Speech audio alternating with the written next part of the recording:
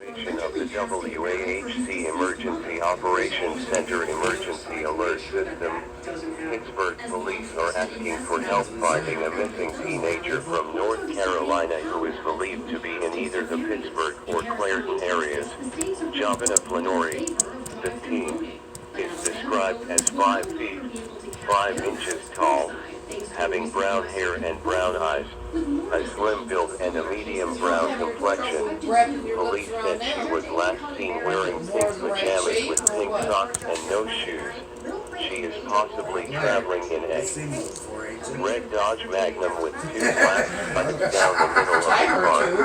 Police said, anyone with information is asked to contact Pittsburgh Police SVU detectives at 412-323-7141 or to contact Investigative Assistant S.